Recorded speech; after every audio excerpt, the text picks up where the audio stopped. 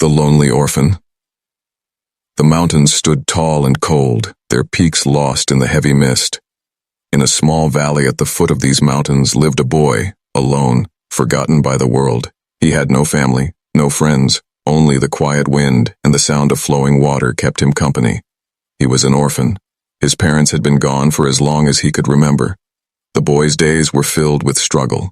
He hunted for small animals with sharp stones. He gathered roots and berries from the wild. When the nights grew colder, he would light a weak fire from broken wood. His clothes were torn. His shoes had holes, yet his spirit refused to break. He had learned how to survive in silence. The villagers from far below sometimes saw him wandering on the mountain paths. They whispered about him, calling him cursed, calling him the ghost child. No one offered him food or shelter. No one reached out. The boy had accepted this harsh truth. His life was his own, and he trusted no one. One evening, when the sky was painted with dark red clouds, the boy walked toward the river to fill his clay pot with water. The air felt heavy, too heavy, and his skin tingled as if something unseen was watching him. He ignored it and crouched by the river's edge, dipping the pot carefully. That was when he noticed something strange. There, on the other side of the river, half hidden behind a fallen tree, was a figure. It looked small, weak, and trembling. The boy froze, his heart pounding.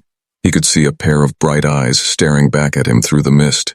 Not human eyes, but glowing, otherworldly.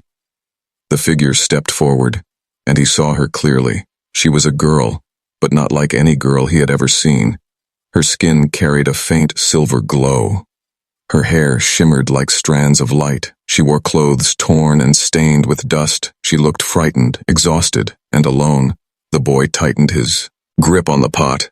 His first thought was to run. His second thought was to hide. But something inside him kept him rooted.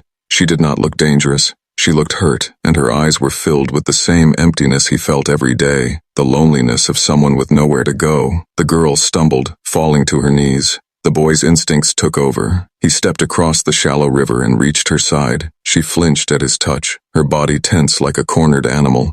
He spoke softly, his voice calm, telling her he meant no harm. Slowly, she stopped resisting.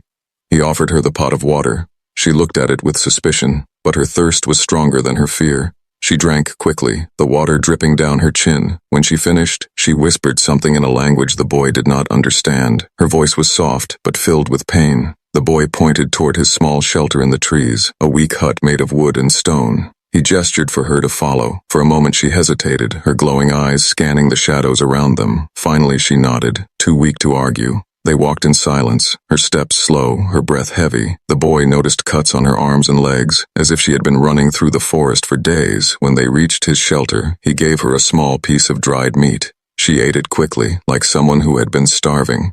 For the first time in his lonely life, the boy was not alone. He sat across from her near the fire, staring at this strange girl, his mind filled with questions.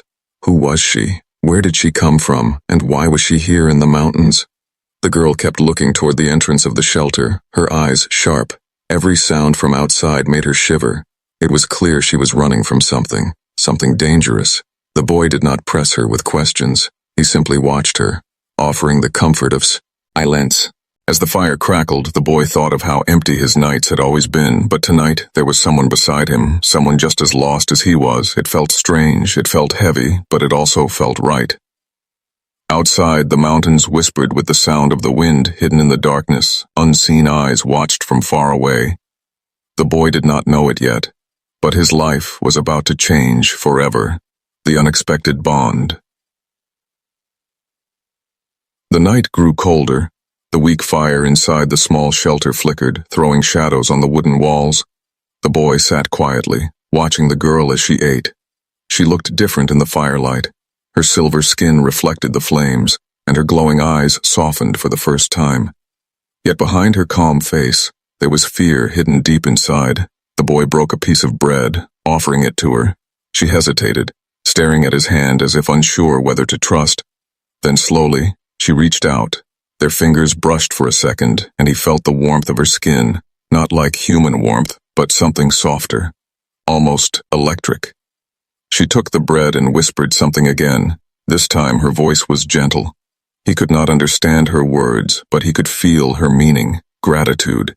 She bowed her head slightly, then ate carefully. Unlike before, The boy smiled for the first time in months, perhaps even years. He was not used to smiling, but tonight felt different. The girl pointed at herself, then spoke a single word. It sounded like Lyra. The boy repeated it slowly. Lyra? She nodded, then looked at him expectantly. He hesitated. It had been so long since anyone asked his name. He spoke softly. Aaron. She repeated his name with her strange accent. Aaron. Her voice carried it like a song. For a moment, the silence between them was no longer empty. It was warm. It was alive.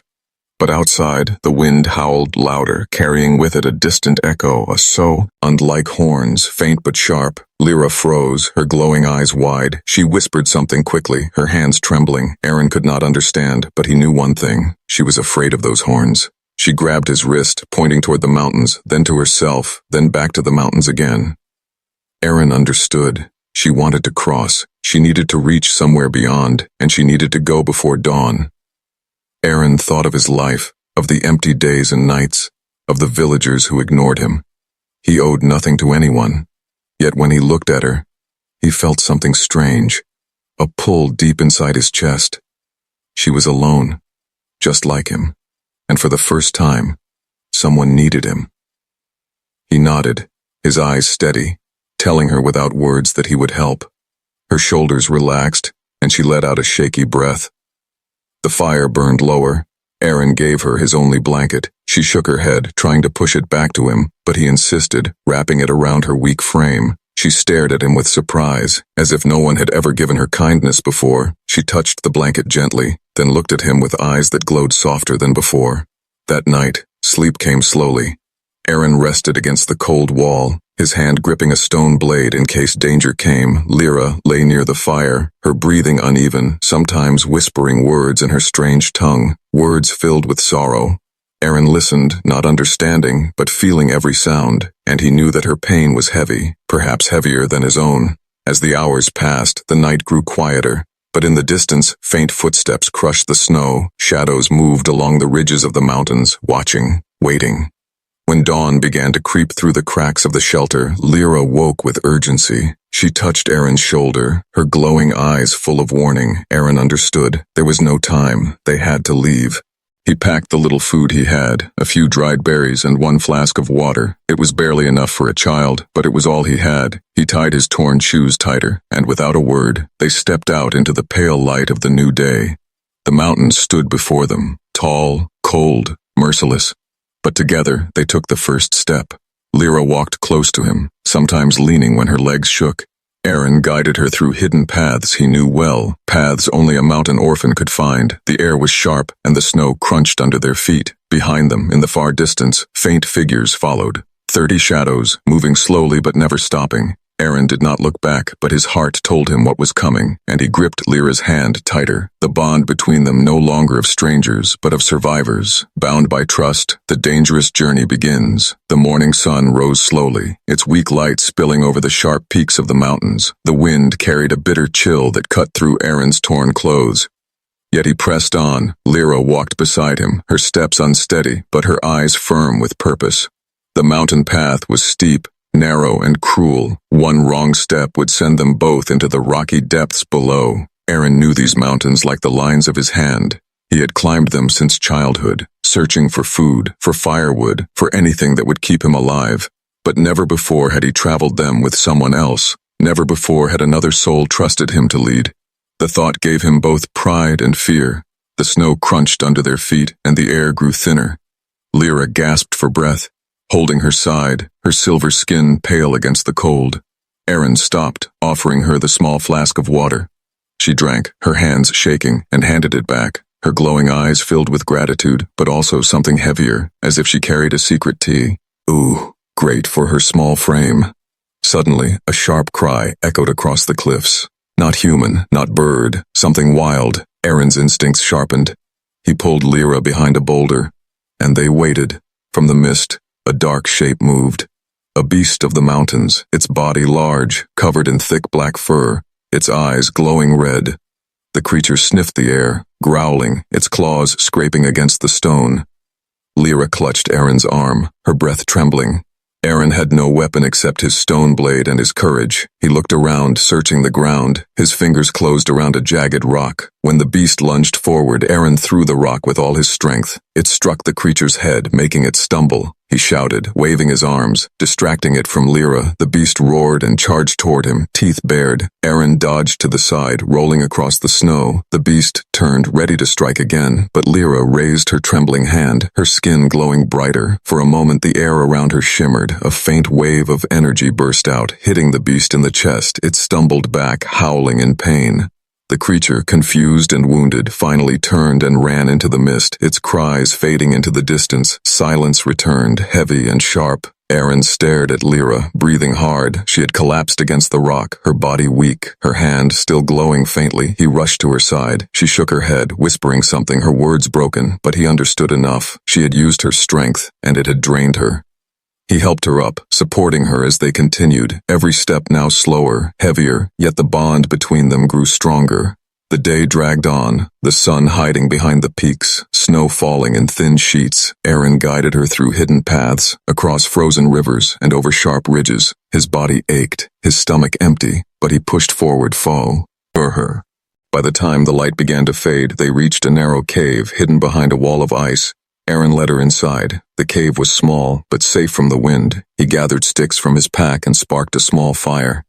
Lyra sat close, her eyes fixed on the flames. For the first time, she spoke slowly, carefully, in broken words of his language.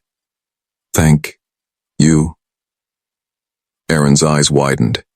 He did not expect her to know even a little of his tongue. He nodded, smiling faintly. "Rest," he said. She repeated the word, "Rest." Her voice soft and uncertain. The fire warmed the cave, but outside, in the deep shadows of the mountains, the hunters moved. 30 raiders, cloaked in dark armor, their eyes sharp, their weapons ready. They followed the tracks left in the snow, step by step, drawing closer. Lyra leaned against the cave wall, her breathing slow, her head resting on the blanket Aaron had given her. She looked peaceful, but her body still trembled from weakness. Aaron watched her, his mind racing. He thought of the beast they had faced, of the danger they had survived, but he knew greater danger was coming.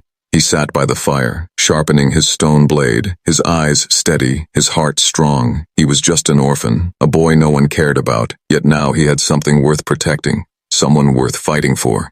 The night deepened, the cave silent except for the crackle of fire. But far below in the valley, horns echoed again, louder than before. The hunters were closer, and dawn would bring blood, secrets revealed.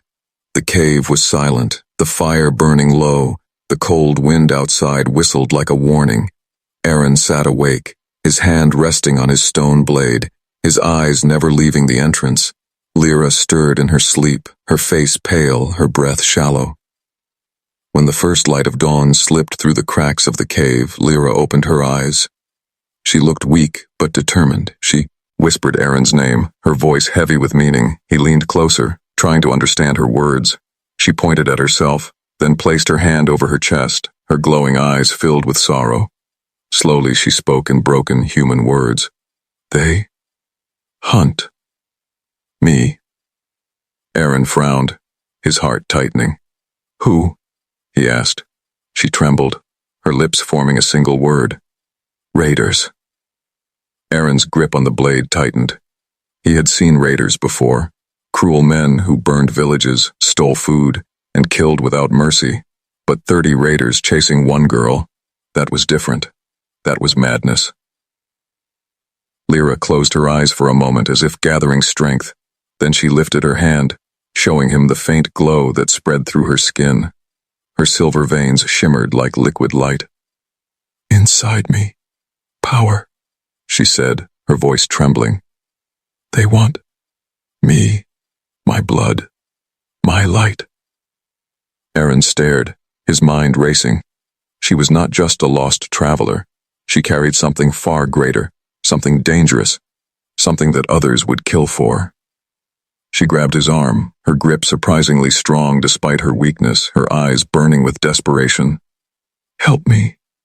Cross mountains," she begged, her words broken but clear.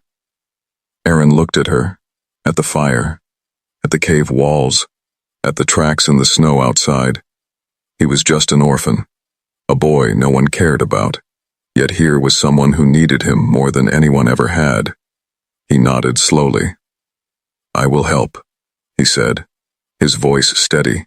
Tears filled her glowing eyes. She lowered her head in gratitude, whispering words in her own language, words that sounded like a prayer. They set out again, the cave behind them, the path ahead long and deadly. The snow grew thicker, the cliffs sharper. Lyra leaned on Aaron for support, her body fragile but her spirit unbroken. Aaron guided her through hidden passages, small trails carved by goats, paths only he knew. As they climbed higher, the sound of horns echoed once again, closer now. The raiders were near. Aaron's chest tightened, but he kept moving, every step heavier than the last. When night returned, they found shelter beneath a ledge of rock. Aaron lit a small fire, his hands numb from the cold. Lyra sat close, her eyes reflecting the flames. For a long moment, she said nothing. Then she whispered, "You, alone?" Aaron looked at her, surprised by her question. "Yes," he said simply. "No family, no one." His voice was flat, like a truth he had accepted long ago. Lyra lowered her gaze, her glowing eyes dim. "Me too," she whispered, her voice breaking. "My village, gone. Raiders came, burned, killed. All, I run. Only me left." Her hands shook as she spoke, her pain raw and sharp. Aaron felt something stir inside him, a bond deeper than words. She was not just someone he had chosen to help, she was like him, orphaned, abandoned, carrying pain too heavy for her small shoulders. He reached across the fire, placing his hand gently on hers. She looked up, startled, but did not pull away. In that silent touch, a promise was made. They would face the danger together.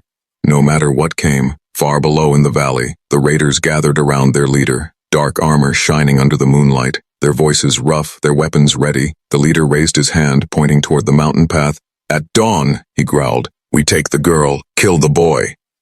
The fire in Aaron's small camp crackled, throwing sparks into the night. Lyra leaned against his shoulder, her eyes heavy with exhaustion. But for the first time, there was a small peace in her breath. Aaron stayed awake, staring into the darkness. He knew the raiders were close, closer than ever, but he also knew he would not run. He had chosen his path. He had chosen her, and no amount of fear could change that. The mountains groaned under the weight of the night, the stars cold above, the bond between the orphan boy and the alien girl stronger than before, and in the shadows, the hunters drew nearer. Pale, the first colors of dawn painting the mountains in cold silver. The air was sharp and heavy, carrying the faint sound of horns that echoed like thunder across the cliffs. Aaron opened his eyes. He had not truly slept. His body was tired, but his spirit restless.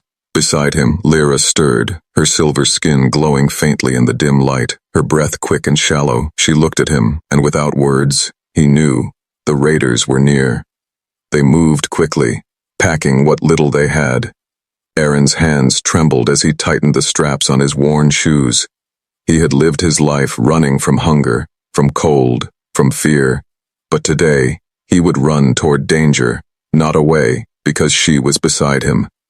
They climbed higher into the mountains, the path narrow and steep, frost biting at their faces. Aaron guided Lyra carefully, his hand gripping hers, pulling her across sharp stones and frozen ledges. Behind them, the horns grew louder. Then came the sound of footsteps. Many footsteps. Aaron glanced back, his heart pounding. In the valley below, he saw them. 30 dark figures moving like shadows, their armor glinting faintly, their weapons raised. The raiders had found their trail, and they were closing fast. Lyra's steps faltered, her body weak from the climb. Aaron pulled her forward, whispering softly, "We can make it."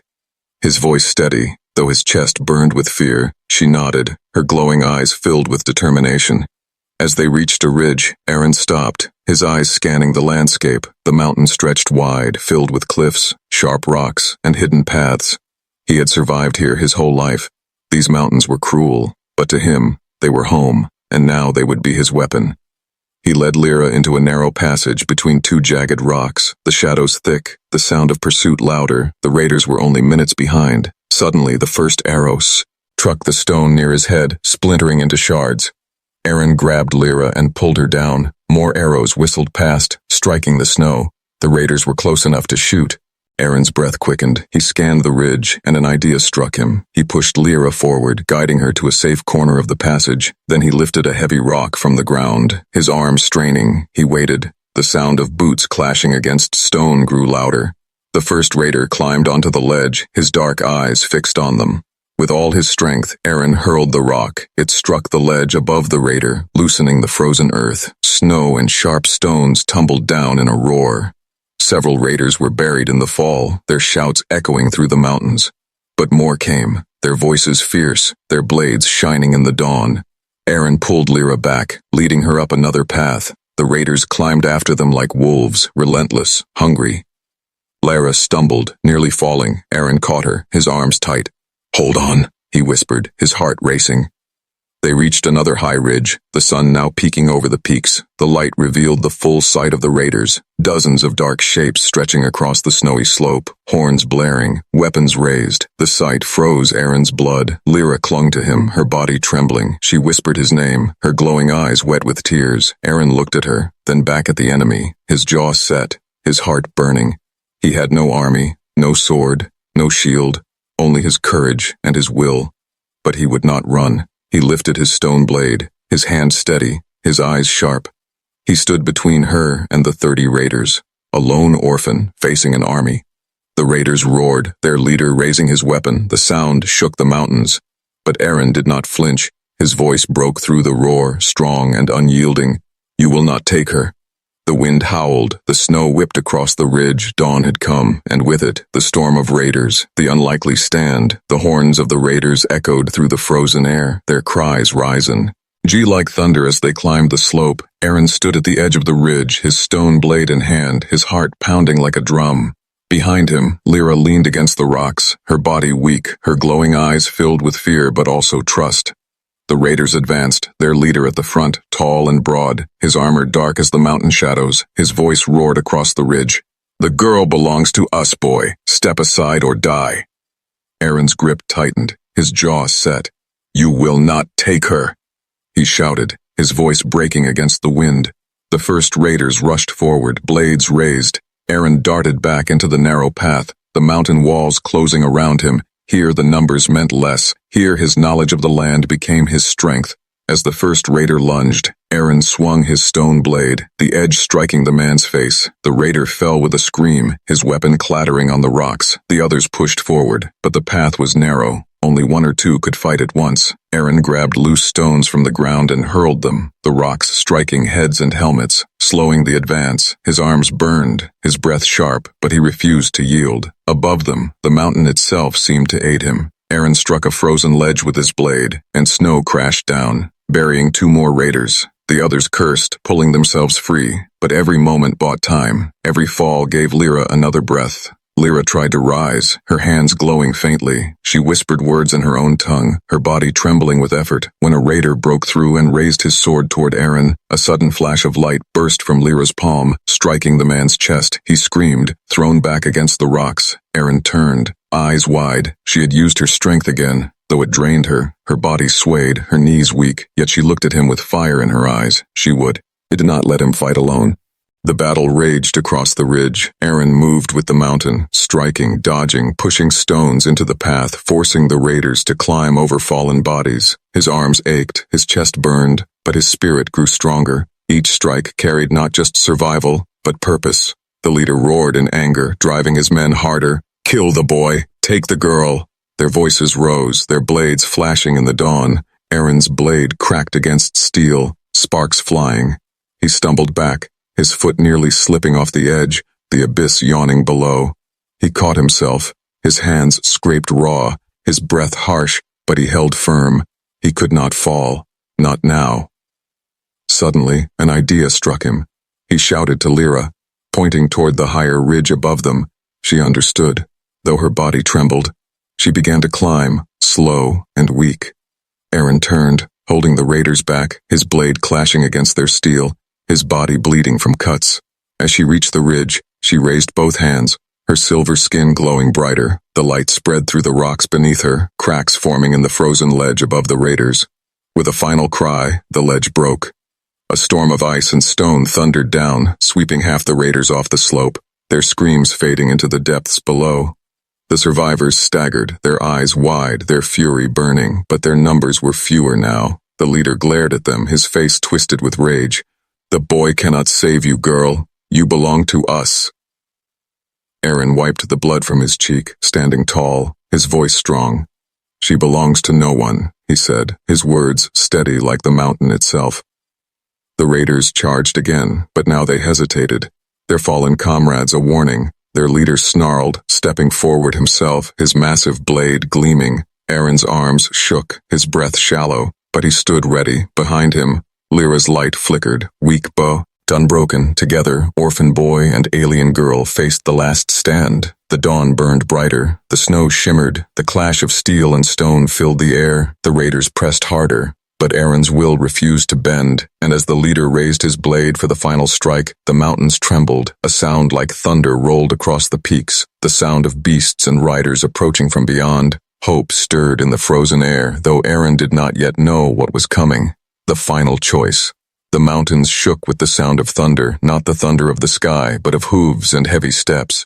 The raiders paused, their eyes darting toward the distant ridge. Aaron stood bloody and exhausted, his stone blade cracked, his chest rising and falling like a drum. Behind him, Lyra leaned against the rocks, her silver glow faint but unbroken. From beyond the peaks, massive shapes appeared, riders on great beasts, their bodies armored in shining steel, their banners glowing with strange symbols, their cries cutting through the mountain air. Aaron's eyes widened. These were not raiders. They were different. They were allies. The leader of the raiders growled, his eyes narrowing. "No," he spat, "her kin has come." But still he raised his weapon, his fury unshaken. The riders charged, their beasts roaring, snow flying beneath their feet. Spears and blades gleaming in the dawn, the raiders turned, their lines breaking, their horns blaring in panic. Battle erupted on the ridge, steel against steel, cries echoing across the cliffs. Aaron staggered back, his body weak. He had fought beyond his strength, but his eyes never left Lyra. She looked at him, her lips trembling, her glowing eyes filled with something deeper than fear, something like hope. The leader of the raiders lunged one last time, his blade raised high. Aaron stepped forward, his broken stone blade lifted. He won as only a boy, an orphan with nothing, yet he faced the strike head-on. The steel clashed, sparks flying. The force sent Aaron crashing to the ground, blood staining the snow. The battle raged across the ridge. Aaron moved with the mountain, striking, dodging, pushing stones into the path, forcing the raiders to climb over fallen bodies. His arms ached, his chest burned, but his spirit grew stronger. Each strike carried not just survival, but purpose. The leader roared in anger, driving his men harder. "Kill the boy! Take the girl!" Their voices rose, their blades flashing in the dawn. Aaron's blade cracked against steel, sparks flying. He stumbled back, his foot nearly slipping off the edge, the abyss yawning below. He caught himself, his hands scraped raw, his breath harsh, but he held firm. He could not fall, not now. Suddenly, an idea struck him. He shouted to Lyra, pointing toward the higher ridge above them. She understood, though her body trembled. She began to climb, slow and weak. Aaron turned, holding the raiders back, his blade clashing against their steel, his body bleeding from cuts. As she reached the ridge, she raised both hands, her silver skin glowing brighter. The light spread through the rocks beneath her, cracks forming in the frozen ledge above the raiders. With a final cry, the ledge broke. A storm of ice and stone thundered down, sweeping half the raiders off the slope, their screams fading into the depths below. The survivors staggered, their eyes wide, their fury burning, but their numbers were fewer now. The leader glared at them, his face twisted with rage. "The boy cannot save you, girl. You belong to us." Aaron wiped the blood from his cheek, standing tall, his voice strong. "She belongs to no one," he said, his words steady like the mountain itself. The raiders charged again, but now they hesitated, their fallen comrades a warning. Their leader snarled, stepping forward himself, his massive blade gleaming. Aaron's arms shook, his breath shallow, but he stood ready. Behind him, Lyra's light flickered, weak bow, unbroken. Together, orphan boy and alien girl faced the last stand. The dawn burned brighter, the snow shimmered, the clash of steel and stone filled the air. The raiders pressed harder, But Aaron's will refused to bend, and as the leader raised his blade for the final strike, the mountains trembled. A sound like thunder rolled across the peaks, the sound of beasts and riders approaching from beyond. Hope stirred in the frozen air, though Aaron did not yet know what was coming. The final choice. The mountains shook with the sound of thunder, not the thunder of the sky, but of hooves and heavy steps. The raiders paused, their eyes darting toward the distant ridge. Aaron stood, bloody and exhausted, his stone blade cracked, his chest rising and falling like a drum. Behind him, Lyra leaned against the rocks, her silver glow faint but unbroken. From beyond the peaks, massive shapes appeared, riders on great beasts, their bodies armored in shining steel, their banners glowing with strange symbols, their cries cutting through the mountain air. Aaron's eyes widened. These were not raiders. They were different. They were allies. The leader of the raiders growled, his eyes narrowing. "No," he spat, "her kin has come." But still he raised his weapon, his fury unshaken. The riders charged, their beasts roaring, snow flying beneath their feet. Spears and blades gleaming in the dawn, the raiders turned, their lines breaking, their horns blaring in panic. Battle erupted on the ridge, steel against steel, cries echoing across the cliffs. Aaron staggered back, his body weak. He had fought beyond his strength, but his eyes never left Lyra. She looked at him, her lips trembling, her glowing eyes filled with something deeper than fear, something like hope. The leader of the raiders lunged one last time, his blade raised high. Aaron stepped forward, his broken stone blade lifted. He won as only a boy, an orphan with nothing, yet he faced the strike head-on. The steel clashed, sparks flying. The force sent Aaron crashing to the ground, blood staining the snow.